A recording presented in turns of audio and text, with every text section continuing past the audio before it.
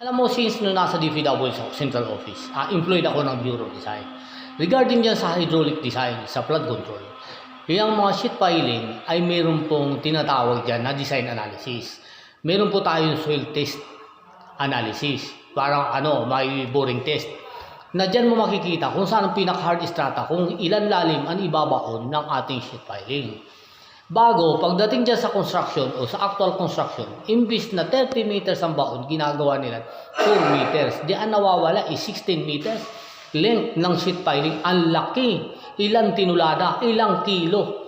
Binabawi ng kontraktor yan kasi yung naibigay niya ng mga 4 kilo na porsyento sa DPW Central Office hanggang sa Regional Office, hanggang sa District Office, doon babawiin ng kontraktor sa haba ng mga sheet piling. Kasi, ang kontraktor, magbibigay ng pera yan, pero babawiin din dun sa materialis. For example, gaya nga na sabi ni Congressman Leandro ng Batangas.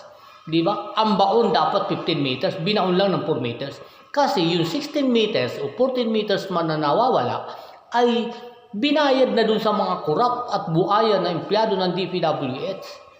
O di ba? Huwag ka maniniwala na ang district engineer lang, ang dyan, naging lang siya, parte ng pagbigay lang ng pera. Pero galing yan sa matataas. May basbas ang director, may basbas ang assistant director, planning, construction office, and design, hanggang sa district assistant district engineer. Lahat sila kumubra dyan. Di ba? Pwede bang wala? Nabuko lang kasi hindi tinanggap ni Congressman Leandro ang ganong klaseng kalakalan.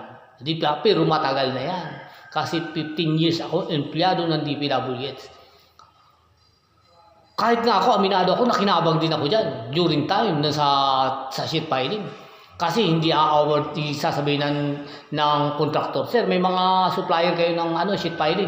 Imbis na brand nyo, ang gagamitin dyan, second hand, yung mga nabunot or idudugtong-dugtongin yan, yung mga naputol na sheet piling.